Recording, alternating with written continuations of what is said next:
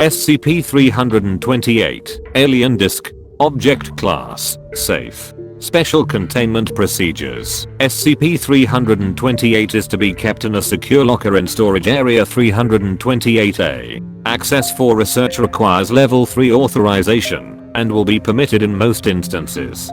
Due to its unclear nature, SCP-328 is not to be allowed into contact with any data reading device with a connection to the internet or the Foundation intranet. Electronic devices which have been used to study SCP-328 should be clearly labeled SCP-328 use only and stored in Storage Area 328A for common use in case of unidentified viral properties. A small isolated lab adjunct to Storage Area 328A, designated 328B, has been established to this end.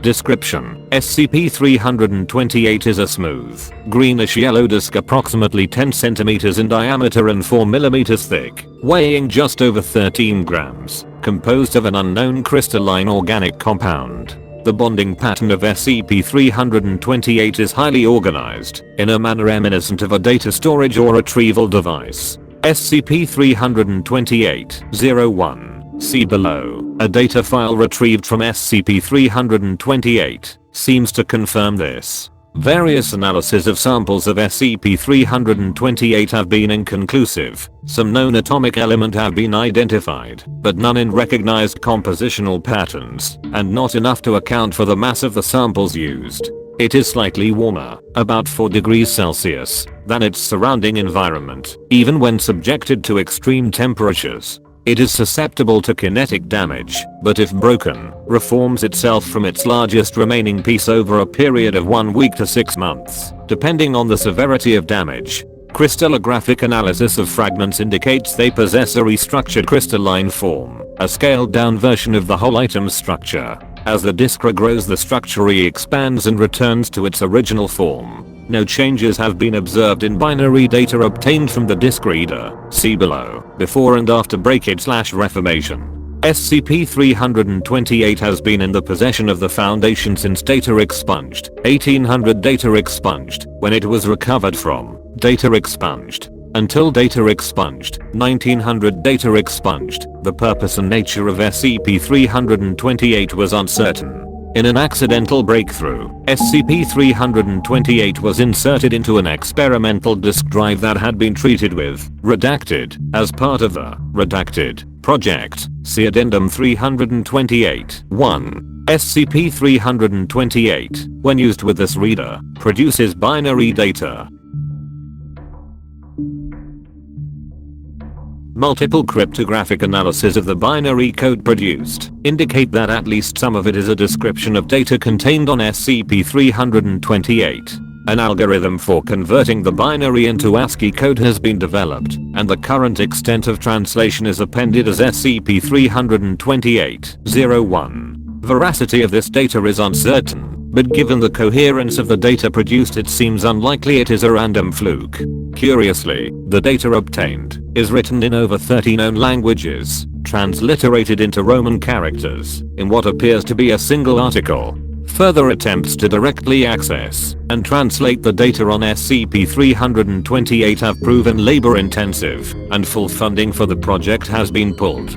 Dr. Data Expunged has announced that anyone with relevant skills, cryptography, data storage/recovery, or linguistics in particular, is welcome to take up translation of SCP-328 as a hobby item.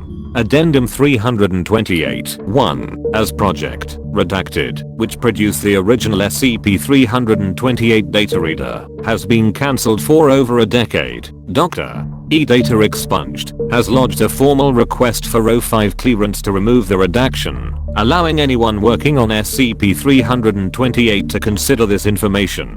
Permission is pending. SCP-328-01. This comprises the main body of the documents translated from SCP-328. Much of the actual log consists of random ASCII characters, which may be untranslatable text, untranslated text, or may correspond to some other type of information.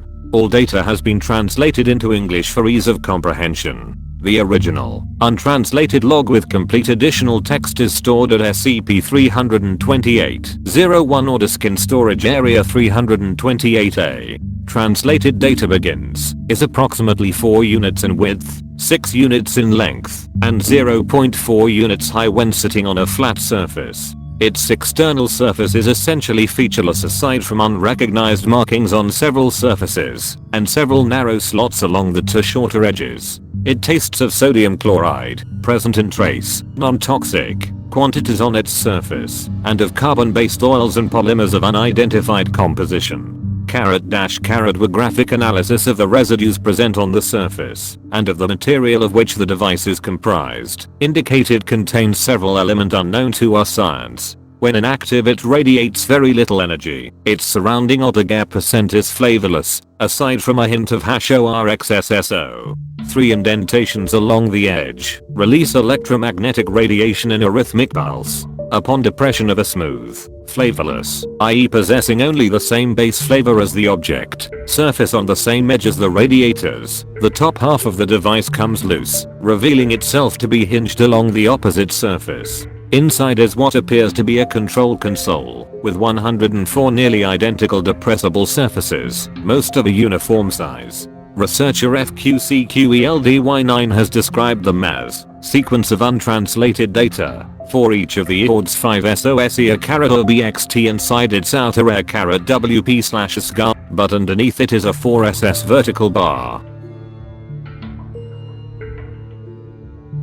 Sequence of untranslated data. When a small oblong surface is pressed, the translucent surface above the primary interface almost immediately begins emitting /radiation, which claimed the no_J for researchers before adequate shielding could be devised. See handling protocols above. Operation, trial, and error has revealed that depressing certain combinations of the surfaces on the control console will cause changes in the spectrum of radiation emitted by the device. Although the nature of these changes has yet to be determined, the patterns are consistent. Additionally, the device does not emit identical radiation from every surface. It appears to have over 1 million nearly identical microemitters arranged in a grid-like pattern across its surface. Each one is capable of emitting variable radiation frequencies. When catalogued and mapped, the different frequencies of radiation form patterns and symbols which at least partially correspond to the symbols mapped onto the control console.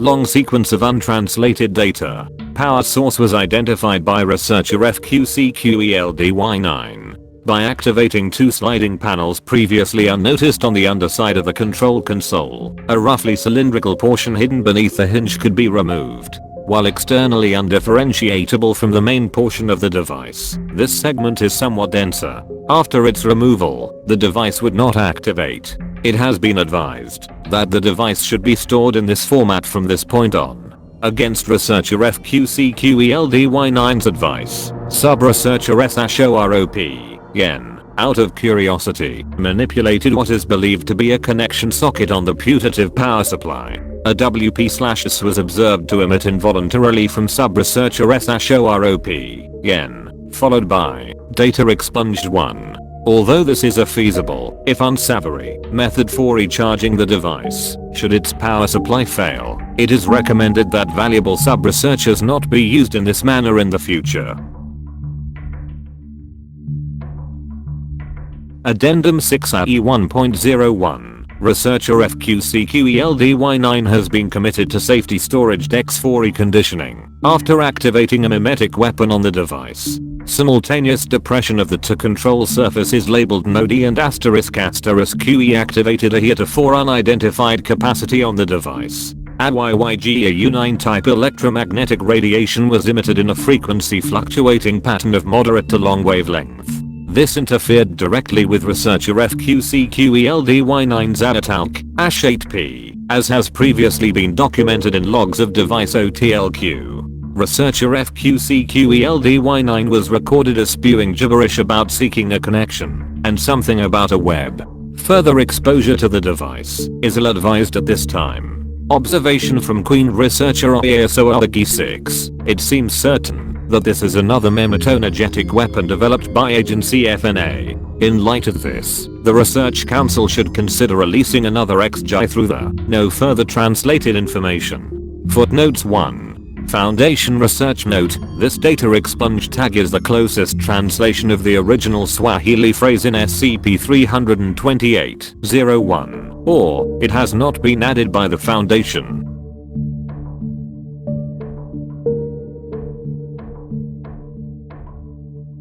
End of file.